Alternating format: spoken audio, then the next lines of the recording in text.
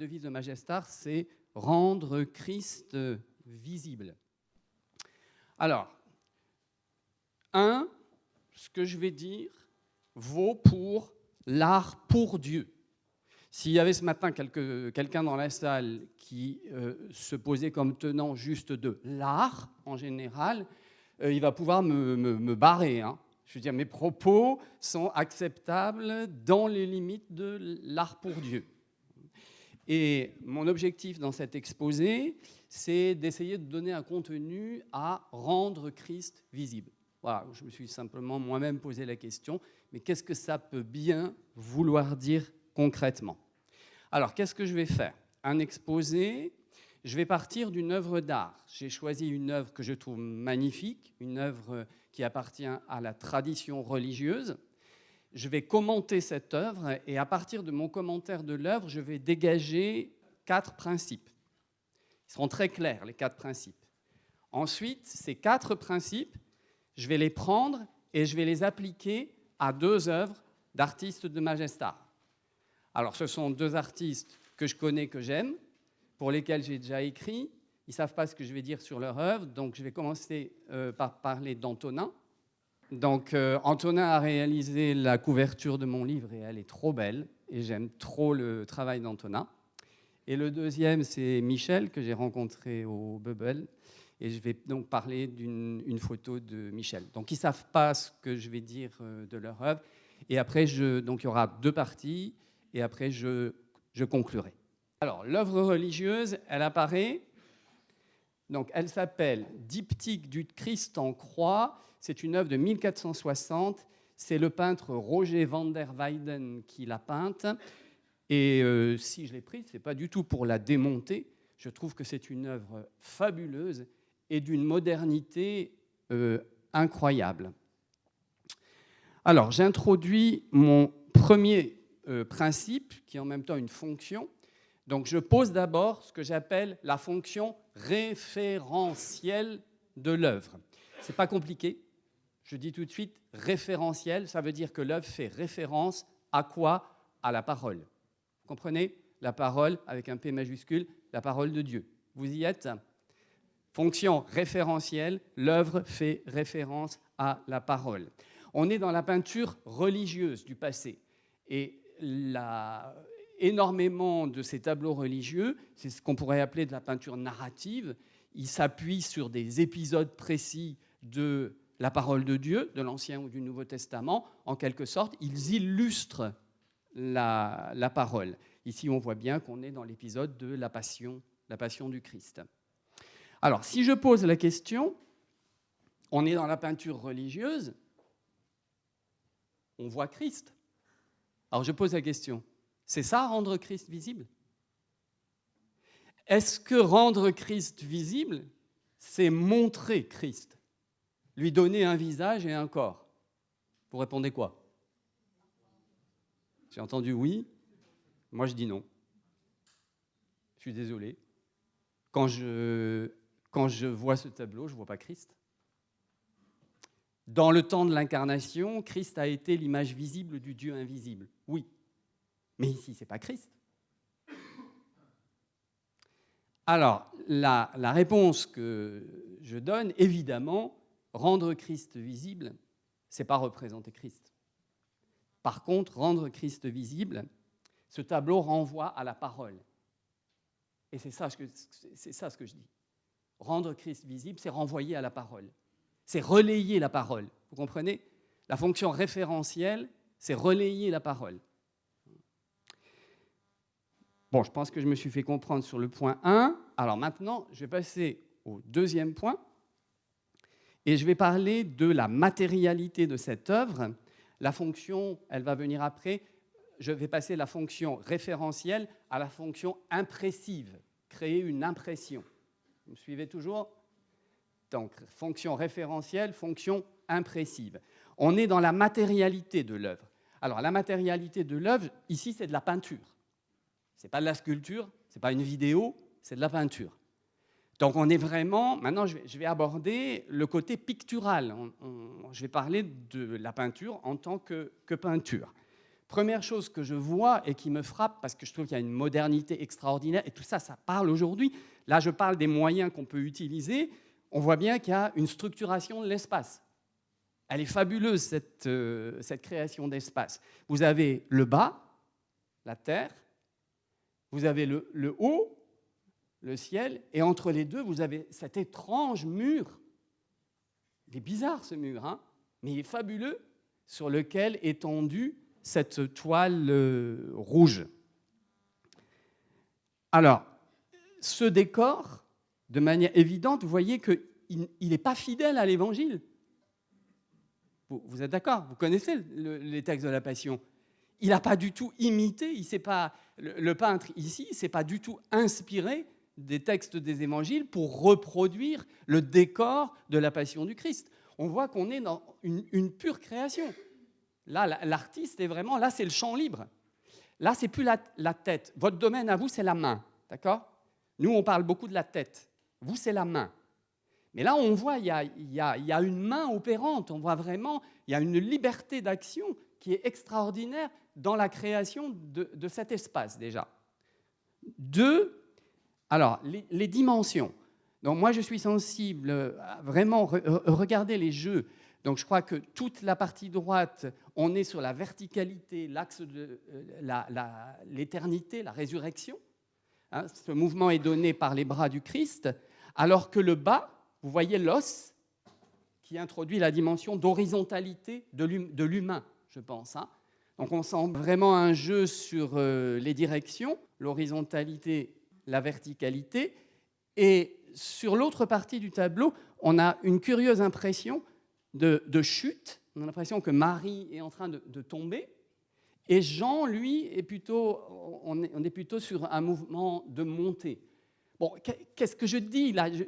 Voilà, matérialité de l'œuvre. Vous êtes artiste, votre main crée, vous êtes libre. Vous donnez du mouvement, vous créez des espaces. Ensuite, on est sur les jeux de couleurs. Moi, j'avoue que s'il y a une chose qui me parle dans Roger van der Weyden, c'est le rouge. Il a un rouge, mais absolument fabuleux, que vous retrouvez dans de nombreuses œuvres. Alors, ce rouge, il faudrait avoir l'original du tableau, mais je trouve qu'il y a une puissance affirmative dans le rouge qui est absolument extraordinaire. Mais alors après, on voit qu'il décline plutôt des tons froids, on part d'un vert au gris jusqu'à un noir profond, et puis vous avez au niveau des habits le jeu entre le blanc, bleu, plutôt céleste. Donc là encore, on voit la fonction impressive, c'est donc le moyen pour l'artiste d'utiliser tout ce qu'il a à sa disposition au niveau de sa créativité. Donc, si tu étais sculpteur, ce serait tous les moyens que tu as au niveau de la sculpture pour créer, pour happer ton spectateur, ton regardeur, avec la fonction impressive de l'œuvre. Et ça, c'est toi. Ça, c'est pas le théoricien. Ça, c'est toi. Ça, c'est l'artiste. L'artiste est libre. La réussite de l'artiste, c'est de réussir cette fonction impressive et cette captation. Alors, je reviendrai sur ce point ultérieurement. Vous me suivez toujours? Fonction référentielle, fonction impressive, 3. Je passe à la contextualisation de l'œuvre. Alors, je vais aller un peu plus vite. Cette œuvre, on peut l'inscrire facilement dans un contexte. Ce peintre appartient à la Renaissance flamande et la Renaissance du Nord. C'est les primitifs flamands. Les dates de Roger van der Weyden, c'est 1400-1464. Donc, au niveau de la contextualisation, dans le style, il s'inscrit dans le contexte de son époque. Donc, ce n'est pas aujourd'hui. C'est une époque où, voilà, il est bien inscrit dans le cadre de la peinture flamande. Et deuxièmement, ce tableau est ce qu'on appelle un diptyque. Vous voyez qu'il est vraiment en 2 parties. Et il est destiné à être exposé dans un lieu particulier qui est une église. Oui, on est dans de l'art religieux. Donc l'œuvre, voilà, pour moi, la contextualisation Je reviendrai sur les applications concrètes, mais c'est l'idée que l'œuvre, elle est créée dans un contexte particulier. Et vous ne pouvez pas ignorer l'inscription dans un contexte, que ce soit au niveau du style ou au niveau de la destination de l'œuvre. Alors j'arrive maintenant au 4e point, la fonction symbolique. Dans cette œuvre, tout est symbole. C'est facile de décliner les symboles. Alors, je vous donne des exemples. Le noir, la déréliction humaine, le péché. C'est conforme avec la Bible, le ciel qui s'est obscurci, mais ça peut nous parler, le noir est facilement symbolique du péché.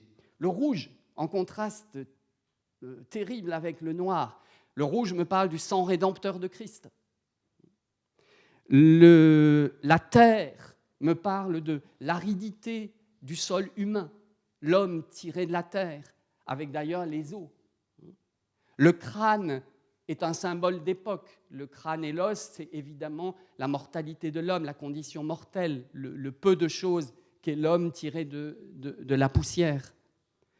Les habits, vous remarquerez qu'il n'y a pas beaucoup d'insistance sur la chair souffrante. Il y a du sang, mais on voit en même temps comme un corps nouveau. Les habits masquent la souffrance et le bleu, le blanc semblent déjà annoncer l'idée d'un corps renouvelé, un corps spirituel. Le vent, vous voyez, le vent qui fait voler le pagne du Christ, on sent bien, le vent fait penser au vent de l'esprit. Bon, je pourrais continuer, mais on voit qu'il y a une très forte sollicitation, pas seulement de la sensibilité. La sensibilité, c'était la fonction impressive, d'accord ? Et là, c'est l'intelligence du regardeur qui est sollicitée. Vous me suivez ? Donc, solliciter le sensible, mais solliciter aussi la capacité réflexive de l'homme. C'est au regardeur de produire du sens. Voilà, donc on a dégagé 4 principes, je les récapitule. Alors, la fonction référentielle, c'est le fait que l'œuvre d'art pour Dieu renvoie à la parole de Dieu qui la précède toujours. La fonction référentielle, l'œuvre renvoie à la parole. La fonction impressive, c'est le fait que l'artiste utilise tous les moyens qui sont à sa disposition pour solliciter l'attention et créer une image d'appel. La fonction contextuelle, c'est le fait que l'œuvre s'inscrit nécessairement dans un temps donné qui lui assigne une fonction donnée, par exemple être exposé dans une église. Et la fonction symbolique, le fait que l'œuvre sollicite l'intelligence, la réflexion de l'artiste. On passe à un regard sur 2 œuvres. Alors on commence par Antonin Ako. Donc voici une œuvre d'Antonin qui s'intitule « Sans foi ni loi ». Alors, je vais appliquer les 4 fonctions que j'ai dégagées à l'œuvre d'Antonin. 1, la fonction référentielle. Alors, on peut se demander, mais comment s'opère la référence à la parole dans une œuvre pareille ? Pour moi, c'est assez évident qu'elle s'opère, d'abord par l'opposition ténèbres et lumière. C'est très parlant dans la parole, depuis les origines jusqu'au prologue de Jean, avec la lumière qui jaillit des ténèbres. Mais cette œuvre a aussi un titre. Alors, Antonin a donné à l'œuvre le titre « Sans foi ni loi ». Sans foi ni loi, ça veut dire amoral, anarchique, par-delà le bien et le mal. Donc, le titre est ici important. Ça change quelque chose d'avoir le titre. On n'est pas obligé d'en donner un, mais là, il y en a un. L'artiste met là une intention. Et moi, ça me fait penser, je n'ai pas le temps de le lire, mais si vous connaissez votre Bible, vous savez, au début de l'Épître aux Romains, vous avez tout ce texte qui décrit la condition de l'homme opposé à Dieu. Et ce tableau peut nous parler, peut être une manière de renvoyer à cet esprit moderne, de l'homme moderne sans foi ni loi. Je passe à la fonction impressive. Alors moi, j'ai été amené à analyser le travail d'Antonin et vous avez dégagé comme principe au cœur de son travail le principe de juxtaposition.